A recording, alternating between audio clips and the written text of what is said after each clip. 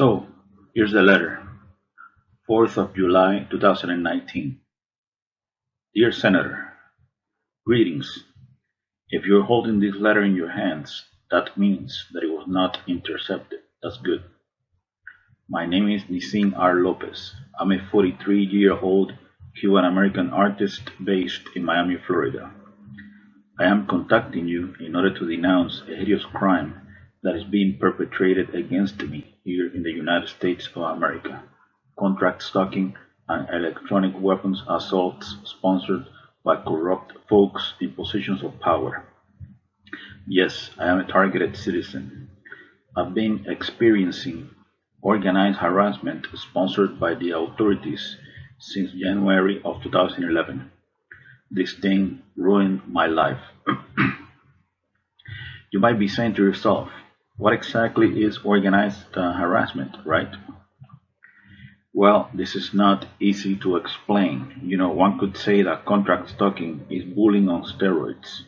Covert harassment, organized group stalking, or community-based mobbing is pretty much a form of political repression, extrajudicial punishment.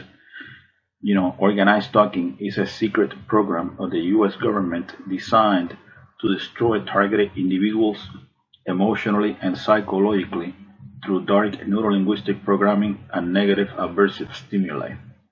We're talking here about a multi-layered interagency program. Law enforcement is behind this, the intelligence community is behind this, and contractors are behind this as well. Private security companies mostly employ ex-law enforcement and ex-military. As far as the organized community harassment done to me, every single time I go out into the general public, the unjust systematic harassment is done by a group of people in an organized fashion using unethical means to torment, preoccupy, agitate, intimidate, and terrorize the isolated victim 24/7 no matter where he goes. I'm talking here about acts of provocation, street theater, invasion of space, noise campaigns, mimicking, directed conversations, engineered collisions, orchestrated synchronicities, entrapment, etc. Obstruction of daily activities based on choice reference patterns. The target is exposed to a stressor outside the range of usual human experience. He is terrorized 365 days a year, 24/7. He is kept in a state of anxiety and hypervigilance until he finally breaks down after years of indescribable psychological abuse. Most victims of this program end up homeless, in jail, or in psychiatric institutions, isolated with no support system, in a state of functional disorientation, broken in spirit. So now, who are the agent provocateurs recruited by the authorities that constantly harass a targeted individual in an organized fashion? Well, they are called surveillance role players. They believe they are patriots and heroes serving a noble cause. They come from all types of social backgrounds. These mindless automatons are brainwashed into believing that the target is a really bad person, a terrorist, a murderer, or a sex offender, like a rapist or a child molester. These perpetrators, they are enlisted through community programs such as InfraGard, Citizen Corps, and Neighborhood Watch. We're talking here about a professional character assassination campaign, a clandestine civil military operation. The command station for organized stalking is the fusion centers. Yes, the fusion centers. The primary fusion center in Florida is the Florida Fusion Center, Florida Department of Law Enforcement, which is located in Tallahassee. And the fusion center that is the closest to me, to my area, is the Homeland Security Bureau Southeast Florida Fusion Center, which happens to be the Fred Taylor headquarters for the Miami-Dade Police Department. Overall, Contract stalking is psychological warfare, a secret, illegal, long-term, unconstitutional surveillance program designed to neutralize outspoken, politically incorrect freethinkers that are designated as enemies of the state, even if they're just innocent, harmless, law-abiding citizens that pose no real threat to anyone. Keep in mind that the watch-listed individual is also subjected to directed energy weapons and other forms of prolonged psychological torture. I'm talking about mind control neuro weapons, remote neural monitoring. The human test subject is implanted with highly advanced neuro nanotechnology that enables brain-to-computer interface integration completion. This secret technology of DARPA flavor enables the handlers to link the target's unique brain signature to their supercomputer. These are some of the things that they can do with this technology. This technology enables the handlers to read the target's thoughts verbatim in real time. They can tap into the optical nerve and into the auditory system. They can see what you see, and they can hear what you hear.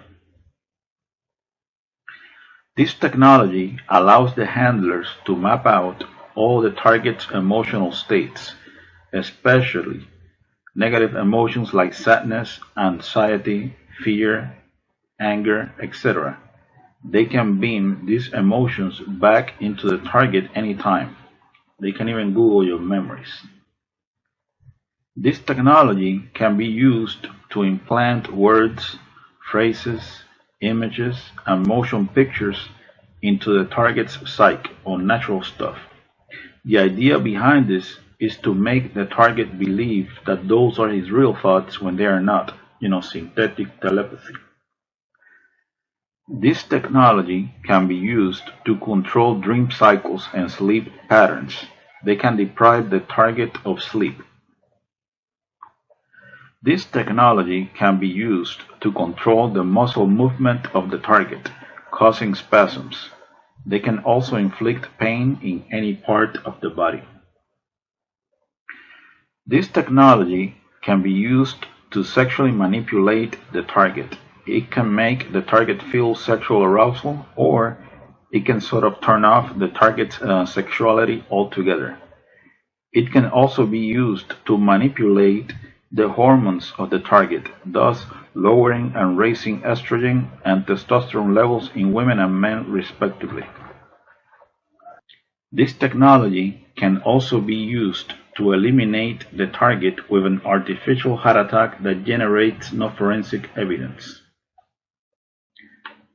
Really amazing stuff, right? All the experiences of the subject are stored in a supercomputer that predicts behavior based on past choices. I think the ultimate end of this program is to create a digital clone of the target's brain. They basically got control over your thoughts, feelings, emotions, sensations, etc. Full spectrum dominance, So now, the leader of clandestine operations in the CIA, Elizabeth Kimber, she doesn't know anything about this nasty behavioral modification program. General John W. Raymond, commander of the Air Force Space Command, he doesn't know anything about satellite weaponry and microwave bullets. The director of the Defense Intelligence Agency, Robert P. Ashley, he doesn't know anything about neurosynaptic chips and trauma-based mind control. The Principal Deputy Director of National Intelligence, Susan M. Gordon, she doesn't know that targeted individuals are being forced to lash out. The Assistant Attorney General of the National Security Division, John Charles Demers of the Department of Justice, he doesn't know about this legalized lawlessness. The director of the FBI's Terrorist Screening Center, Charles H. Cable, he doesn't know this horrendous surveillance abuse is taking place. The Undersecretary of Homeland Security for Intelligence and Analysis, David J. Glow, he doesn't know anything about this black ops. Of course, they all know this is going on. They got mainstream media on a leash so that they don't spill the beans. The puppet masters behind these programs, behind this personality disintegration program, because that's what it is, they will do anything, and I mean anything, in order to justify a multi-billion-dollar national security, counterterrorism, corporate military intelligence, police state complex, multi-billion or multi-trillion, who knows.